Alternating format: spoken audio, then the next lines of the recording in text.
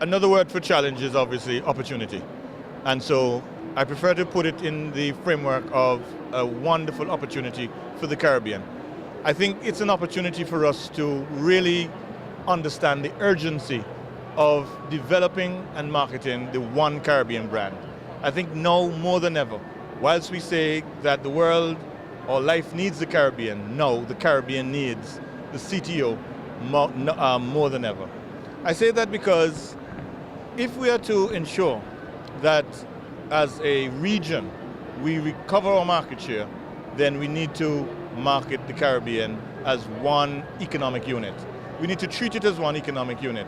I also feel that with the challenges ahead of us, it means that each of us will have less in terms of resources. We will be faced with difficulties with respect to demand for the individual destinations. And so we need to consolidate, to pool our resources. And so I see as the primary focus at this time the building of that One Caribbean brand. I think what the crisis does, it presents that sense of urgency. So whereas previously there was no necessity or no perceived necessity, it was considered a good idea.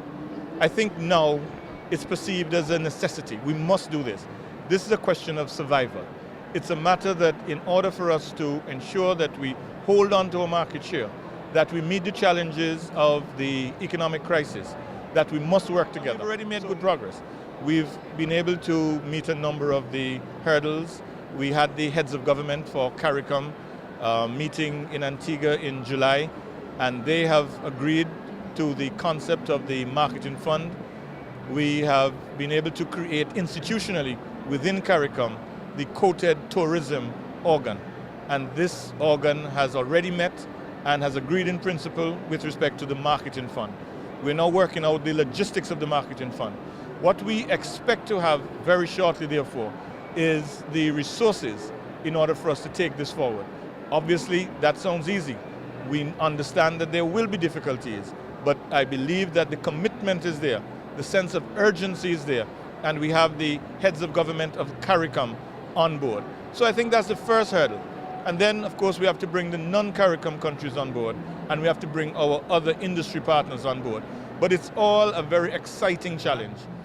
Well, coming out of the UK, at the moment, the Caribbean is reasonably well served as far as the airlift is concerned. Of course, there are other matters that have to be dealt with. We've seen at least 2 airlines recently announcing cutbacks to the Caribbean. But as we speak, we are exploring other options. So I think the future is not as grim as some would perhaps see it. What's particularly good, I think, is that we have a group of ministers of tourism today within the CTO who are all committed from the point of view of chemistry and relationships. We have excellent relationships, and this, I think, will go a long way in making certain that we bond and that we're able to agree on a number of issues which previously might have proved difficult. We've been meeting with the CHTA to move the work forward on the Caribbean Tourism and Development Company. This body is the marketing arm of the CTO and the CHA.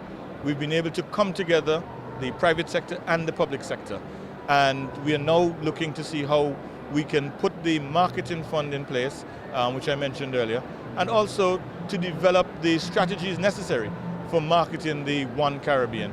So that close relationship between the public sector and the private sector will continue.